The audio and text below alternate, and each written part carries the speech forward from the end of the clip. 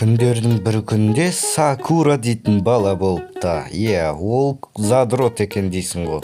Компьютерден шықпайды күні-түні.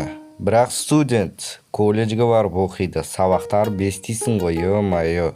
Задрот болса да. Задрот деген не ол? Геймер, компьютерді түрлі ойындарды ойнайтын. В общем, Сакура дейтін бала ертесі күні сағат 9-дарға қарай колледжге баратын болған. Негізі ертесі күні ғана емес, әрдайым оқуға барады. Оқу басталайын деп қалды ғой, осы жақында. Қайғыларыңа ортақпын деп қояды дейсің ғой.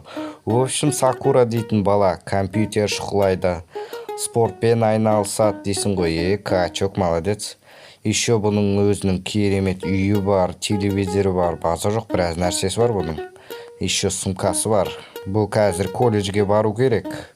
Колледжге барғанда да ол жаяу бармайды, оның өйткені көлігі бар, осындай көккенбек. Ол деген колледжге барады екен осылай. Колледжі есігінің алдында тиіп тұрады екен. Сосын ол машинасын любой жерге қойып кете салады да, сосын осындай үлкен колледжіне келіп өзінің сыныбына бару керек болады. Еще бұның досы бар. Досы ол көршісі. Көршісі ол қыз. Қыз ол осы колледжде оқиды, тоже студент. Ол сыныбына осылай жүгіріп барады.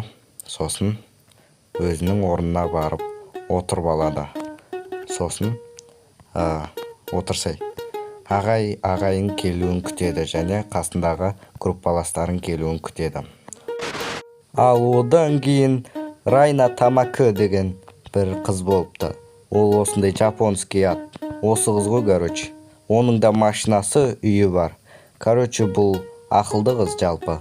Үйіне барады, үйіне барғанда телевизор көріп отырады ғой. Телевизорда не көреді, бірақ қап-қара экраннан басқа. Оның да осындай бөлмесі компьютерлері бар. Ол сумкасын алып шығады да, сосын көшеге шығып, ол машинасына отырып алып, колледжге барады тоже. Оның классы бірінші этажда. Колледж ол тоже жақын бұған. Өйткені жаңағы Сакураның көршісі әрі досы. Ол жолда Сакураның машинасын көріп қалады. Сосын олдан жерге қоя салады, жүгіріп барады. Бұл жетпагы бар, жетпагымен ұшып барады. Сосын классына барады да, классы бұның мына жақта емес, мына жақта. Кеттік, ұшып барады. Барсай тезірақ. Барсай деймін. Оның бірақ сабаққа кешігіп кеп қапты. Сабаққа кешігіп келгенде ағайына рұқсат сұраса, ол мән бермепті ағайы. Сөйтеді барады да. Ағай отыра берейінші десе, ағайы неғып кешігіп жүрсің деп сұрамай ма сол кезде? Мақұл, отыра берем деп жайына отырып алады ғой барып.